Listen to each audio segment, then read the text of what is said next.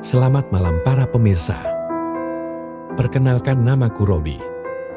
Saya mahasiswa di salah satu perguruan tinggi di kota ini.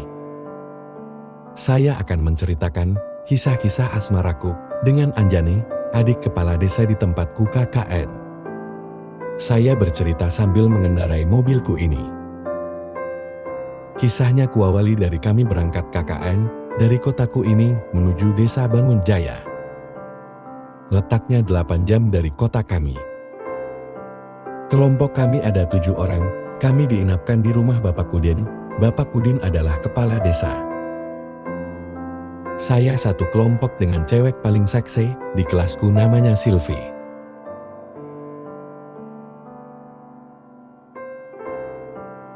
Silvi orangnya bawel, tapi baik hati. Silvi orangnya mudah bergaul. Dia cantik, kulitnya putih, rambutnya panjang sebahu. Di sepanjang perjalanan 8 jam, aku duduk di sebelah Silvi. Duh, senangnya hatiku.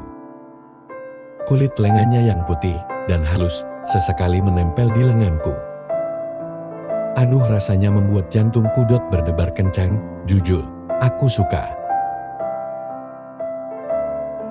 8 jam sebentar rasanya, bila yang duduk di sebelahku adalah Silvi, bukan Budi, Edi, atau Tono, tapi Silvi. Akhirnya sampailah kami di desa Bangunjaya, desa yang menjadi tempat kami KKN.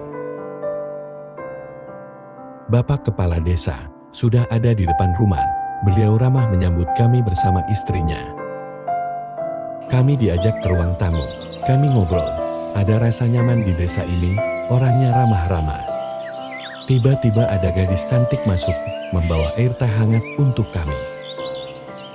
Dan makanan tradisional khas desa ini. Ayo mari diminum, dimakan, kata Pak Lurah. Gadis itu pun berlalu, meninggalkan kami dengan raut wajah agak malu-malu. Pak Kepala Desa mengatakan, dia Anjani, adik saya yang paling kecil, sudah 2 tahun, tamat sekolah. Cantik sekali Anjani, batinku. Dalam hati, kulitnya putih, matanya indah, bibirnya seksi sekali. Rasanya aku ingin cepat-cepat berkenalan dengan Anjani. Tiba-tiba Silvi membisikkan kata di telingaku, bab hae, matanya nyak berkedip, kihat barang bagus. Sialan, rupanya Silvi dari tadi memperhatikan aku, apakah dia cemburu ya? Aku kok jadi JR. Aku menatap Silvi sambil tersenyum. Silvi mengelototkan matanya kepadaku. Sialan, Silvi tahu. Akhirnya kami pun diantar ke kamar masing-masing. Badanku terasa lelah. Perjalanan 8 jam itu yang membuat saya lelah. Hari mulai pagi, kokok ayam jantan membangunkanku. Mentari belum menunjukkan sinarnya, udara terasa segar, cuaca agak dingin. Oh, segarnya. Di sumur dekat kamar mandi, terlihat Anjani sedang menarik tali di sumur. Dia sedang mengambil air. Dia mengisi bak yang ada di kamar mandi. Rajin sekali gadis cantik itu. Aku bergegas menghampirinya. Sini gantian, aku bantu, kataku pada Anjani. Anjani pun terkejut. Tiba-tiba ada aku di sampingnya. Sini ku bantu, kuulangi kataku. Anjani pun menyerahkan tali mengambil air kepadaku. Kami pun berkenalan. Ternyata Anjani orangnya ramah, kami jadi cepat akrab. Pagi ini saya dan kawan-kawan pergi ke kantor lurah.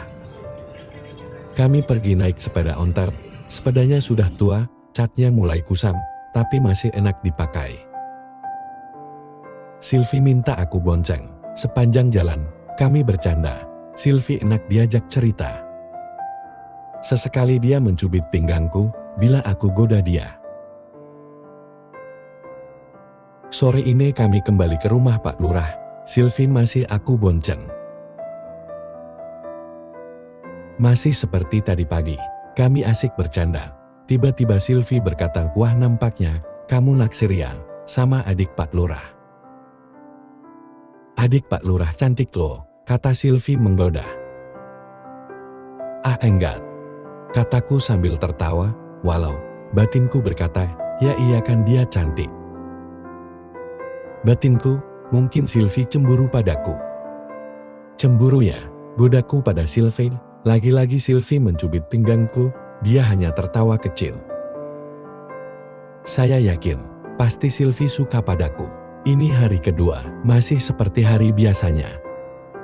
Ayam jago sudah membangunkanku. Kudengar kerekan tali pengangkut air sudah terbunyi. Pasti itu yang menarik gadis cantik itu. Siapa lagi kalau bukan Anjani? Kulihat dari jendela kamarku, betul itu Anjani. Gadis cantik yang menggetarkan jiwaku. Namun aku kembali ke pembaringanku. Hari ini aku diman. Badanku terasa ngilu. Hari ini aku tidak ikut ke kantor lurah, aku istirahat dulu. Pak Lurah dan kawan-kawanku sudah berangkat, istri Pak Lurah berangkat ke pasar, anak-anaknya berangkat ke sekolah. Tiba-tiba kamarku ada yang mengetuk. Masuk, kamarnya tidak dikunci. Kataku. Ternyata Anjani, dia mengantar sarapan dan air teh hangat kesukaanku. Mas katanya sakit, ini sarapan dulu, mumpung masih hangat.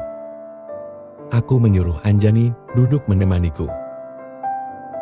Sambil makan kami pun bercerita sesekali bercanda. Rasa demamku seolah-olah hilang tak kuhiraukan. Anjani memandangiku makan.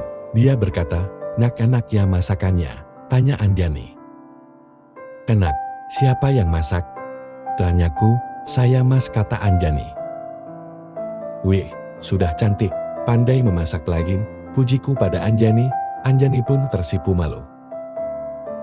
Andai nanti aku punya istri seperti Anjani, pasti orang tuaku senang sekali. Jurus gombalanku mulai keluar. Muka Anjani memerah, dia mulai mencubit lenganku. Kupandang wajah gadis yang cantik itu. Kami saling bertatapan, sepertinya Anjani mau jadi kekasihku. Kugenggam jari Anjani yang halus dan lembut. Anjani diam saja, tapi terlihat dia suka. Kuberanikan diri mencium pipinya. Anjani tersenyum malu dan manja sambil menundukkan mukanya. Wah, sepertinya kami saling mencinta. Kupegang dagu Anjani dengan lembut, kukecup bibirnya. Anjani sangat menikmatinya, bahkan dia membalas kecupannya. Nafas kami pun berpacu, kami sama-sama melumat bibir itu.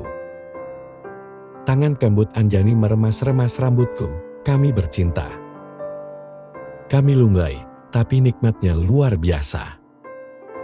Tiba-tiba terdengar bunyi motor di halaman.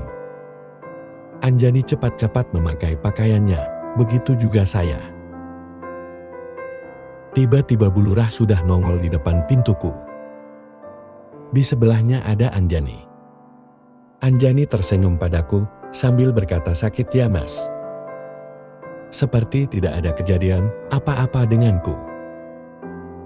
Bu Lurah berkata, "Mas, ini saya belikan bubur, ini paling enak di pasar, buatan Bu Mirna." Sekalian menjemput Anjani di rumahnya. Anjani sudah 2 hari pulang ke orang tuanya. Anjani dan orang tuanya menyiapkan acara. Anjani mau dipinang tetangganya. Jadi sudah 2 hari di sana.